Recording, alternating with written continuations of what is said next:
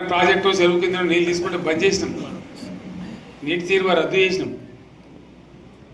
అట్లా ఎన్నో సదుపాయాలు చేసుకున్నాం. రైతులు బాగా జరుగుతుండే. అప్పుడప్పుడు ఏమవుతుంది, కొన్ని దుష్ట దినాలు వస్తాయి, చెడు గడియలు వస్తాయి. మనోళ్ళు కూడా అలవోకగా ఓట్లేసారు. మీరు గొప్పలే, మీరు మాణిక్యరావు గెలిపించారు. కొన్ని నియోజకవర్గాలలో అత్యాశకు పోయి నేను చెప్పిన కూడా అప్పుడు మంది మాటలు పట్టుకొని మారమానం పోతే మళ్ళీ వచ్చే వరకు ఇల్లు కాలిపోతారు. వీళ్ళని నమ్మితే అమాంతం మింగుతారు, మోసపోతాం. రైతు బంధుకు రామరామ అంటారు, దళిత బంధుకు జైబీం అంటారు. వీళ్ళు ముంచుతారా నాయన అని చెప్పిన ఆయన వాడు తులం బంగారం ఇస్తా, నీకు ఏంటి, నీకు బంగారం వడ్డానం పెడతాను కానీ ఆయన నమ్మి ఏమో మీన్ సంగతి ఎంతో చూద్దామని ఆయనతో వేసారు. వేసింది ఇరుకపోయారు, బావిలో పడ్డారు, అయిపోయాయి. ఉన్నాయి అన్ని వీకే. మళ్ళీ మొదటికి వచ్చానా కైలాస మాటలో పెద్ద పంపించినట్టు అయింది మళ్ళీ. అంతే కదా, ఆలోచన లేకుండా ఎటు పడితే అటు ఎవడో ఏదో చెప్తే నమ్మి ఓట్లేస్తే ఏమైంది అనేది ఒక మంచి గుణపాఠం ఇది తెలంగాణ. గ్యారంటీగా మంచిగా సంసారం జరుగుతుంది. జర తువ్వకచ్చినాం, రైతులు ఇంత ముఖం తెలివైతుండ్రి, ఇంత బాకీలు కట్టుకుంటుండ్రి. ఎంతోమంది పాపం సిటీలు వేసుకుందరు, ఏదో వేసుకుందరు. రైతు బంధు పైసలు పడితే ఎంత సంతోషం ఉంటుండే. ఆయన మీద గంగలు కలిసిపోయింది. ఇప్పుడు వాడు ఇతడో ఏడో భగవంతుని కనుక ఇచ్చినా కూడా మోసం. ఏదో మళ్ళీ ఎలక్షన్ కోసం దానికోసం చేస్తారు తప్ప కడుపు నిండా ప్రేమ ఇచ్చేది ఇట్లే ఉంటుందా? సర్పంచ్ ఎలక్షన్ పెట్టింది సార్. మనం ఉన్నప్పుడు కరోనా వచ్చింది. కరోనా వస్తే కూడా నేను రైతు బంధు ఆపలే. కరోనా వచ్చి రాష్ట్రానికి రూపాయి ఆదాయం రాకపోయినా 4-5 మంచి స్కీములు తెచ్చి వాళ్ళకి కాపాడుకున్నాం. గౌరవంగా బతికింది రైతులు. ధీమా వచ్చినండి. రైతు బీమా పెడితే ఎంతమందికి సాయం జరిగింది. గుంట భూమి ఉన్న కూడా మంచిగా సాయం జరిగింది. చిన్న రైతు కూడా సాయం జరిగింది.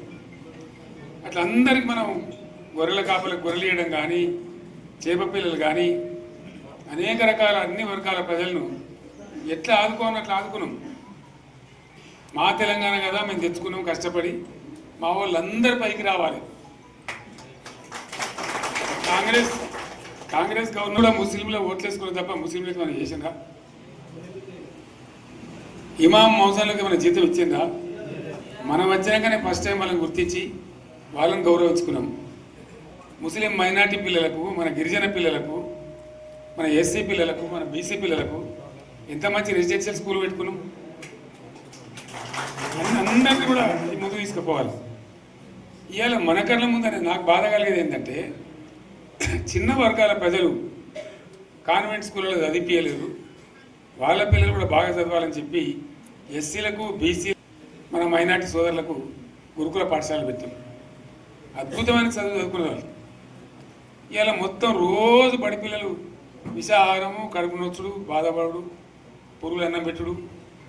పిల్లలు వెళ్ళిపోతున్నారు ఆ స్కూళ్ళ నుంచి, ఇళ్ళకి వెళ్ళిపోతున్నారు. తల్లిదండ్రులు కూడా భయపడి తీసుకుపోతున్నారు.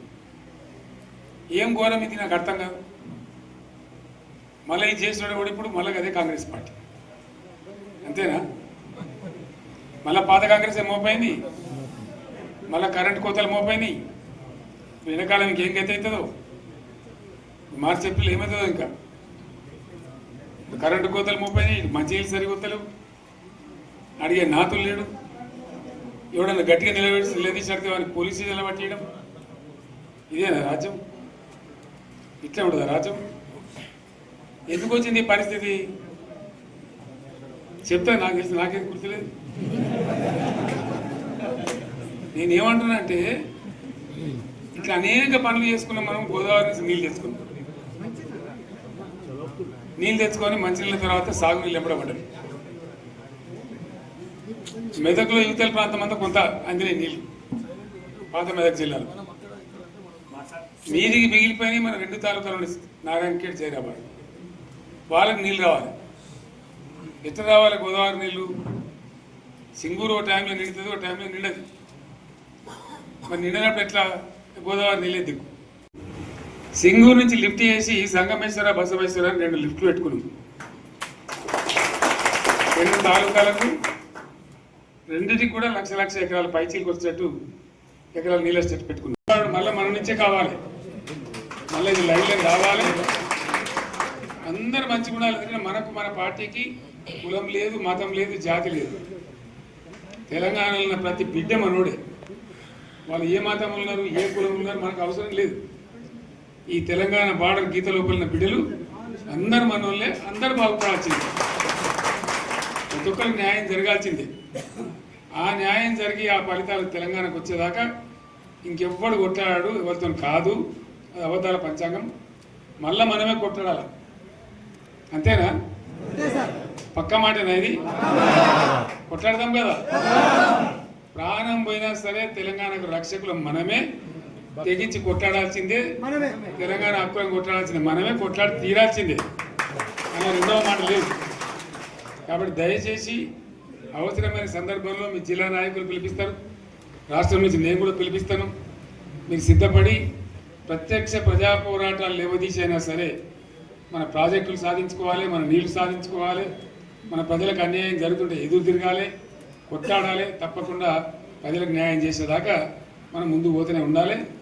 తెలంగాణ కోసమే బయలుదేరిన జెండా గులాబీ జెండా. తెలంగాణను సాధించింది గులాబీ జెండా. తెలంగాణను మంచిగా చేసి లైన్లో పెట్టింది గులాబీ జెండా. భారతదేశంలో నంబర్ 1 అనేక విషయాల్లో చేసి సాధించి చూపెట్టింది గులాబీ జెండా. సరే, నేను గంభీరంగా మౌనంగా చూస్తున్నా. నేను కొడితే వట్టి కొట్టు నాకు అలవాట్లేదు కదా. చూద్దాము.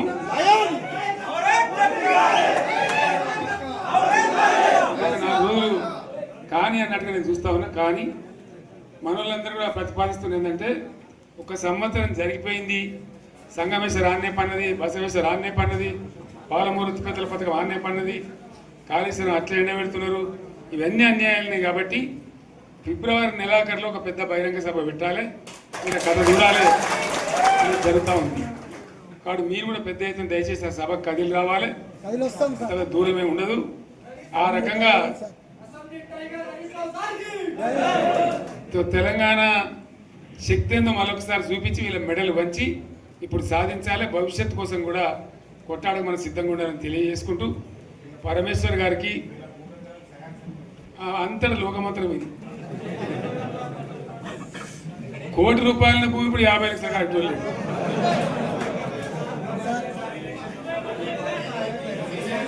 ఈ ఒక్కని బాధ. ఒక ఆయన వచ్చింది మొన్న, ఒక ఆయన ఒక 10 మంది వచ్చారు హైదరాబాద్కి. అందులోకి 2 ముస్లిం సోదరులు వచ్చారు. साहब सोब तबाह हो गया, इफलासी मुफलसी बच्चों क्या दबे होगा। तुम्हारा क्या हुआ बहन, तुम्हारा क्या हुआ? तुम हैदराबाद में तुम लोग हैं। मेरा कारोबार है साहब, मेरा छोटा मोटा कारोबार है, होटल भी है, 70% गिर गया है। हर कोई पूछ रहे, हर कोई केसीआर को याद कर रहा है सामान. వాళ్ళు మాట్లాడుతున్నారు.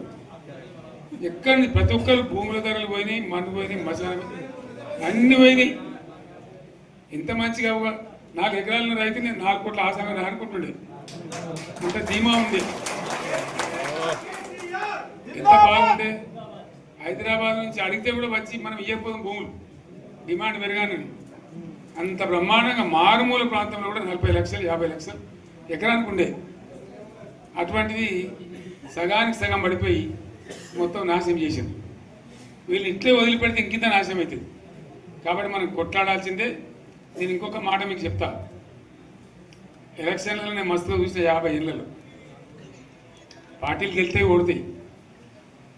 ఇంత మాయలు ఏడాది లోపలనే కాంగ్రెస్ పార్టీ దొరికితే కొడతాం రాని అంత గొప్పగా. ఒక్కటే ఏడాది.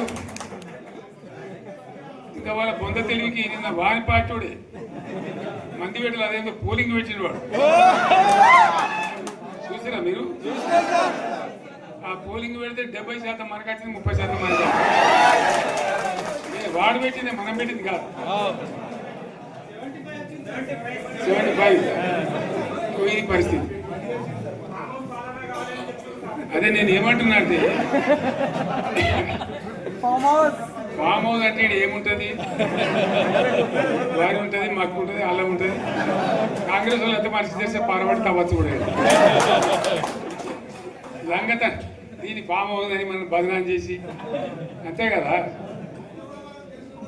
నేను ఏమంటున్నా అంటే అన్ని మప్పులు వీడిపోయినట్టు ప్రజలకు అన్నీ తెలిసిపోతున్నాయి. మంచి ఏంది, చెడ్డ ఏంది, ఏం జరిగింది అన్నీ ఇంకా ఘోరమవుతుందని చెప్తున్నా. వీళ్ళ తెలివితక్కువతనానికి ఏమైంది, నిన్న మొన్న రిపోర్ట్ వచ్చింది. Comptroller and auditor general of India అని కాగ్ అంటారు దాన్ని. కాగ్ రిపోర్ట్ వచ్చింది. పోయిన సంవత్సరం మన గవర్నమెంట్లో వచ్చిన ఆదాయం కంటే 13,000 కోట్ల రూపాయల ఆదాయం తగ్గిపోయింది. ఇంకా మార్చి పోయేవరకల్లా ఇంకో 3-4 కోట్ల అవుతుంది. అంటే 15,000 కోట్ల ఆదాయం పోతుంది. మన గవర్నమెంట్ ఉన్నప్పుడు ప్రతి ఏడాది 15,000 కోట్లు పెంచుకుంటూ పోయినండి, చెప్పేసుకుంటూ పోయింది. ఏడాది 10 నుంచి 15,000 కోట్ల ఆదాయం పెరిగేది మన టైంలో. అంత జాగ్రత్తగా మనం వ్యవహారం చేస్తాం. ఇలా ఉల్టా 15,000 కోట్లు పడిపోయింది. ఇంకా వాడేమిస్తాడుగా, ఇంకా ఇస్తారా? ఇంకో 4-5 నెలలు అయితే జీతాలే కష్టమైంది ఉంటుంది. అందరికి పెండింగ్ పెట్టి రిటైర్ అయిన దొరుకుతలు పైసలు మీరు చూస్తారు కదా పేపర్లలో. సో ఆ విధంగా రాష్ట్ర ఆర్థిక పరిస్థితిని కూడా దివాలా తీయించారు. వాళ్ళతోనేం కాదు, 100కు 100% ఇప్పటికే ప్రజల నిర్ణయానికి వచ్చారు. డెఫినెట్గా రాబోయే గవర్నమెంట్ మనదే అని అనుమానం కూడా అవసరం లేదు. కాబట్టి దయచేసి నేను మీ అందరిని కోరేది, మీకు మంచి ఎమ్మెల్యే ఉన్నాడు మాణిక్రావు గారు, ఆయన నాయకత్వంలో మంచిగా పనిచేసి మంచిగా ముందుకు పోయి చాలా చక్కగా మంచి ఫలితాలు భవిష్యత్తులో సాధించాలి. పరమేశ్వర్ పాటిల్ గారికి, వారు వెంట వచ్చిన మిత్రులకు నేను ప్రత్యేకంగా ధన్యవాదాలు చెప్తా ఉన్నాను. ఇటువంటి కార్యకర్తలు, ఇటువంటి నాయకులే పార్టీకి పట్టుబొమ్మలు, తెలంగాణ జాతి రత్నాలు. తెలంగాణకు ప్రమాదం వచ్చిందన్నప్పుడల్లా ఇటువంటి బిడ్డలే ఎక్కడో లేచి నిలబడి వాళ్ళ మా తెలంగాణని ఆ సోయి చూపెడతా ఉన్నారు. మీరు నడిచిన 140 కిలోమీటర్ల పాదయాత్ర వృధా పోదు. ప్రజలందరూ మిమ్మల్ని చూసాను. దాంగా తోపంట కూడా మీతో ఎంతోమంది మాట్లాడింది, అడిగాను మిమ్మల్ని ఎందుకు పాదయాత్ర ఇస్తున్నాయి, మీరు కూడా అందరికి చెప్పాను. అంతే కదా, మీకు కూడా అర్థమైంది ప్రజలు ఎంత వ్యతిరేకం ఉన్నదని. సో ఆ రకంగా మీ పాదయాత్ర వృధా పోదు, మీ కష్టం వృధా పోదు. తప్పకుండా రాబోయే రోజుల్లో విజయం మనదే. అయితే మన విజయం మన కోసం కాదు, అది తెలంగాణ విజయం కావాలి, తెలంగాణ ప్రజల విజయం కావాలి, తెలంగాణ రైతుల విజయం కావాలి అని మనవి చేస్తూ మరొకసారి పరమేశ్వర్ను వారి బృందాన్ని అభినందిస్తూ వస్తున్నట్టు మనకి లైన్